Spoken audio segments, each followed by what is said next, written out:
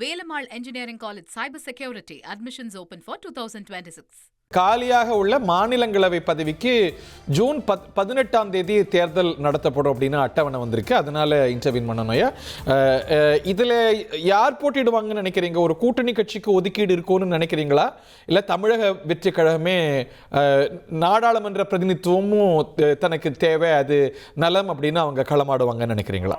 நிச்சயமா ராஜ்யசபைக்கு அவங்க ஆள் அனுப்பணும். எவ்வளவு பேருக்கு அது போறாங்க? ஒன்று தானே திரு சி வி சண்முகத்துடைய பதவி நிச்சயமா அது வந்து தாவேகா தான் எடுத்துக்கும். தாவேகா தான் இருக்கு. ஏன்னா அவங்களுக்கு அந்த பிரசன்ஸ் வேணும். அங்க போயிட்டு அந்த இடத்துல அவங்க வந்துட்டு பங்கேற்கணும் இல்லையா அந்த விவாதங்கள் எல்லாம். அதனால நிச்சயமா வந்துட்டு அவங்களுடைய ஒருத்தர் தான் வந்துட்டு அவங்க அனுப்பி வைப்பாங்க. கூட்டணி கட்சிகளுக்கு அவங்க வாய்ப்பு தரத்துக்கு இன்னொன்னு டிவிகேக்கு பார்லிமெண்ட்ல ஒரு ரெப்ரசன்டேஷனும் கிடைக்கும் அப்படின்னு நினைக்க கூடும். ஆமா, அப்படிதான் அதுதான் ரொம்ப முக்கியமானது. அது அவங்களுக்கு representation is very important for them. Okay, but அந்த குரல் டிவிகேவுக்கு தமிழ்நாடு அரசுடைய குரலா இப்போ லோக்சபால காங்கிரஸோ இல்லை விசிகேவோ ஒலிக்கிறதுக்கான சூழலும் ஏற்பட்டிருக்கு இல்லையா, ஐஓஎம்எலும் கூட. ஸோ அந்த டெபிசிட்டையும் அப்படி நிரப்பிப்பாங்களா இப்போ இந்த ஒரு கூட்டணி மந்திரி சபை மூலமா? இந்த கூட்டணி மந்திரி சபையினுடைய ஒரே நோக்கம் Hari, let us be clear. Yes sir. That is to keep the government intact. எந்த விதமான கிரைசிஸ்லயும் ஓடாது இருக்கிறதுக்காக தான் அவங்க வந்துட்டு மந்திரி பதவி அப்படின்றத பண்றாங்க. அது இந்த கட்சிகளும் வந்துட்டு ஏத்துக்கிறாங்க. முடிஞ்சு போச்சு, அதோட முடிஞ்சு போச்சு. ஆனா இதுக்கப்புறம் பாத்தீங்க அப்படின்னா எல்லாம் இப்ப இந்த மந்திரி இவங்களுக்கு எல்லாம் மந்திரி சபையில சேர்த்துக்கிட்டாங்களே, இவங்க எந்த இடம் கொடுக்குறாங்க? ஒருத்தருக்கு பாத்தீங்கன்னா வந்துட்டு அந்த நலத்துறை இது என்னது இது? இதுதான் இந்த திராவிட கட்சிகள்ல இருந்து காங்கிரஸ் வரைக்கும் எல்லாரும் பண்ணிட்டு இருக்கிற ஒரே கதை தான் இவங்களும் பண்ணிட்டு இருக்காங்க. இப்ப ஏன் ஒரு அக்ரிகல்ச்சர் எடுத்து கொடுத்தா வந்துட்டு வணிக அரசால பண்ண முடியாதா? இல்ல ஒரு வணிகத்துறை எடுத்து அவங்களுக்கு கொடுத்தா அவங்க செய்ய மாட்டாங்களா? உங்களுடைய ரசிகர் பண்ற ஆட்களுக்கு எல்லாம் அவ்வளவு பெரிய பொறுப்பை கொடுக்குறீங்களே, இவங்க எல்லாம் அனுபவம் வாய்ந்தவங்க தானே, ஏன் அதை செய்ய மாட்டேங்கிறாங்க? இன்னும் கொஞ்ச நேரத்துல கூடுதலா ஒதுக்குறாங்களான்னு பார்க்கணும். பட் இப்போ விடுதலை சிறுத்தைகள் மாதிரியான கட்சி, நீங்க நீண்ட கால அவங்களோட உங்களுக்கு பயண அனுபவம் உண்டு. அவங்களோட நீங்க திருமாவளவனோட நெருங்கி உறவாடக்கூடியவர். அவங்க வந்து ஒரு போராட்ட அரசியலை எடுக்கிறவங்க.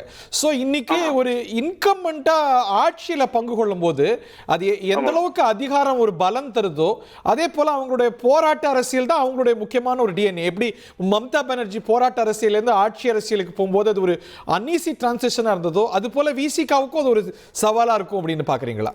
வராதுங்க. ஏன்னா விஜய் இருக்கிறாரு. விஜய்க்கு வந்துட்டு பாத்தீங்கன்னா இயல்பாக அவர் மேல ஒரு நல்ல ரெக்கார்டு உண்டு.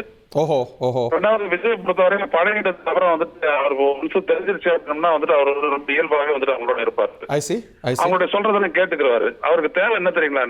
சேன அட்வைஸ், சரியான அட்வைஸ், சரியான வழிகாட்டுதல் வேணும் தான் அவர் பாப்பாரு. திருமாவளவன் கிட்ட இருந்து சரி, இந்தியன் முஸ்லீம் கிட்ட இருந்து சரி, இடதுசாரி கிட்ட இருந்து சரி, அவர் எப்படி பண்ணுவாரு அப்படின்னம்னா மக்கள் அரசியலா இருக்கிற வரைக்கும் அவருக்கு ஆல்ரைட் அரசியலாக இருக்கணும். இப்போ ஒரு எடுத்துக்காட்டா சொல்றேன். சாம்சங் ஒரு போராட்டம் வந்துச்சுன்னா டிஎம்கே கவர்மெண்ட் வந்து பாத்தீங்கன்னா மேனேஜ்மெண்ட் சைடு நின்னாங்க.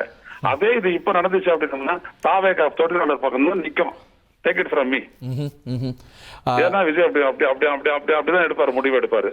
ஏன்னா இவங்களுடைய அட்வைஸ், இவங்களோட சேர்ந்து நம்ம நிற்போம். மக்களோட இன்னைக்கு மக்களுடைய ஆதரவு கன்சாலிடேட் பண்ணக்கூடிய ஒரு இடத்துலதான் இருக்குது தாவேகா. அதனால அவங்க அதைத்தான் செய்வாங்க. அதனால இதுல திருமாவளவனுக்கு எந்த விதமான சங்கடமும் ஏற்படாது. இன்னும் சொல்ல போனா அவங்களுடைய போராட்ட அரசியலுக்கு ஒரு பூஸ்ட் கூட கிடைக்கும். எல்லாம் ஜெயிக்கும், எல்லாத்தையும் ஒப்புதல் கொடுப்பாங்க, ஒரு நெருடல் இல்லாத ஒப்புதல் கொடுப்பாங்க. இப்போ அதுக்கு எப்படி, எந்த முறையில் இப்போ வந்து தேசிய அளவில் யூபிஏ எல்லாம் வந்து ஒரு கோஆர்டினேஷன் கமிட்டி வச்சிருந்தாங்க, என்டிஏக்கு கூட ஒரு கமிட்டி இருக்கு. அது மாதிரி ஒரு கமிட்டி போடுவது இந்த மாதிரி டிஃபரன்சஸ் வந்து இந்த காம்பனன்ட் பார்ட்டிஸ்க்குள்ள இருக்கிறத சமாளிக்கிறதுக்கு ஈஸி நினைக்கிறீங்களா? அதுக்கெல்லாம் தேவை இருக்காதுன்னு நினைக்கிறீங்களா? இல்ல, அதுக்கான ஒரு தேவை இல்ல. ஆனாலும் அப்படி ஒரு இப்ப நீங்க சொன்ன அந்த இடத்துல இருந்துட்டே வந்துட்டு அவங்க யோசிச்சாங்கன்னா அந்த கோஆர்டினேஷன் கமிட்டின்றதை போடுவாங்க. ஏன்னா கூட்டணி ஆட்சியில் வந்துட்டு அது ரொம்ப முக்கியமானதுங்க. எல்லா முடிவையும் வந்துட்டு நீங்க தனிச்சு நீங்க எடுக்க முடியாது. கேபினெட்டை கூட்டி முடிவு எடுக்கணும். கேபினெட்டை கூட்டி ஒரு கொண்டு வந்து அங்க விவாதிக்கிறத விட, ஏன்னா இன்எக்ஸ்பீரியன்ஸ்டு கேபினெட் இது. அப்ப என்ன பண்ணுவாங்க, கட்சி அளவில் அந்த கோஆர்டினேஷன் கமிட்டி, அந்த ஒருங்கிணைப்பு குழுல போட்டு அதுல இவங்களை எல்லாம் வரவழைச்சு பேசி இதை இப்படி செய்யலாம். ஆட்சிக்கு எந்த விதமான சர்ச்சையும் இல்லாத போகும். Velamal Engineering College Cyber Security admissions open for 2026.